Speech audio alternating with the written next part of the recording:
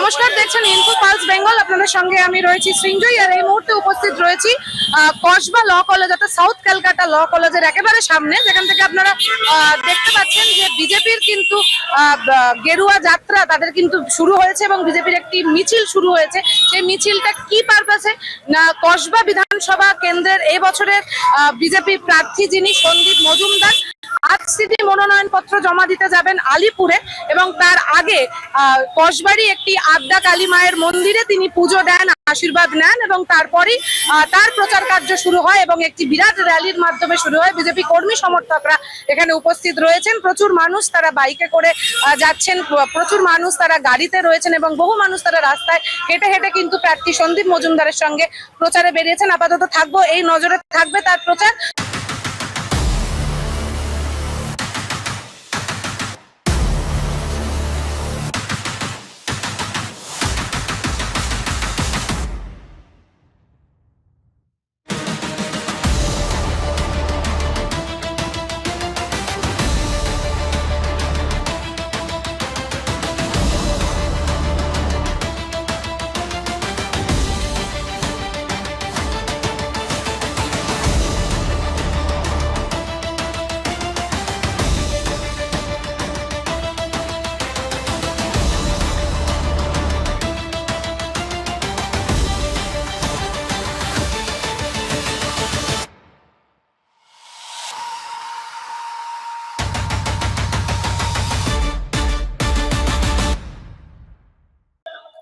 চলুন একেবারে সরাসরি বিজেপি প্রার্থী সন্দীপ মজুমদারের সঙ্গে কিছু কথা বলেন এবং কি বলছেন তিনি বিধানসভা নির্বাচন নিয়ে, আর কি বলছেন শাসক দল নিয়ে, জয়যুক্ত হলে কি করবেন তিনি, এমন কিছু প্রশ্ন রাখবো ছোট ছোট। চলুন কথা বলে নেওয়া যাক। নিজের ফাইন্যান্সিয়াল বিজনেস শুরু করতে চান?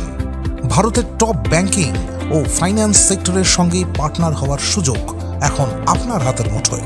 লো refundable investment, high profit, wide product range, সাথে full end to end support. সময় কিন্তু সীমিত, এখনই যোগাযোগ করুন 7003571225 এ। লিমিটেড অফার, আজই অ্যাপ্লাই করুন। Start your own financial business today. দাদা, এবারে আপনার মনোনয়ন পত্র জমা দিতে যাবেন আপনি আলিপুরে, তো বিজেপির এবারে রণনীতি কি 2026 বিধানসভা নির্বাচন?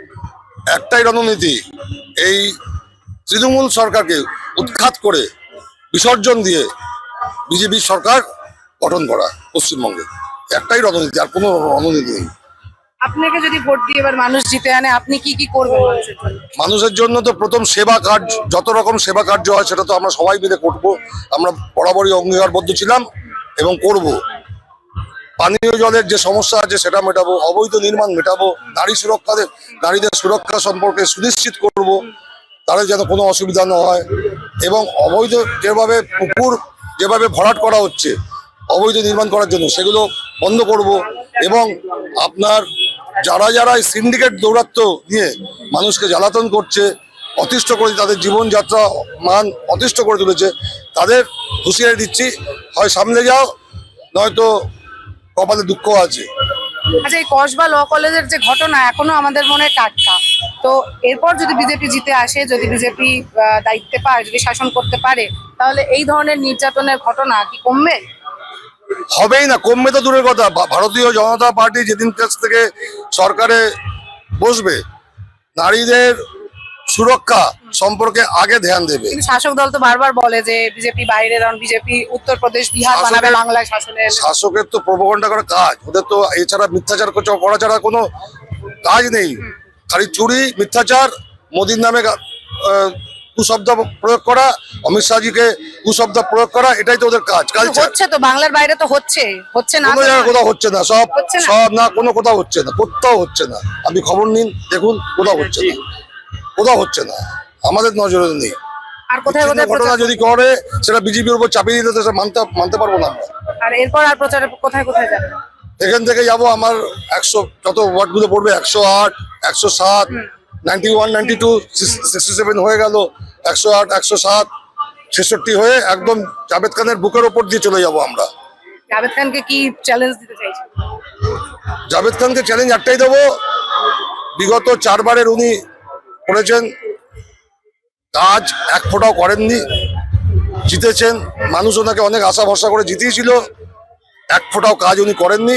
আমরা চাইছি যে অন্তত আপনি আপনার সিন্ডিকেটের লোকদের আর অবৈধ যারা নির্মাণ করে তাদের বলুন এসব থেকে বিরত থাকতে।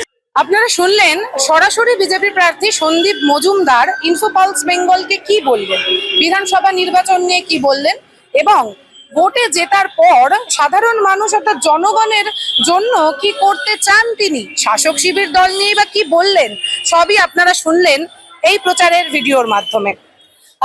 এরপর ইনি প্রচার করতে করতে একেবারে আলিপুরে যাবেন এবং আলিপুরে গিয়ে তার নমিনেশন অর্থাৎ মনোনয়নপত্র তিনি জমা দেবেন।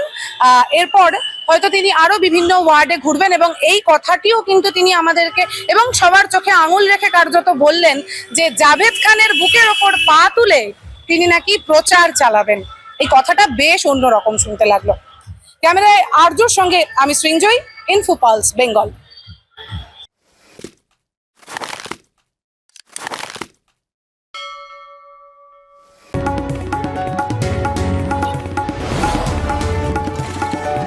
আপনারা দেখছেন ইনফোপালস বেঙ্গল, সত্যের স্পন্দন, বাংলার কণ্ঠ।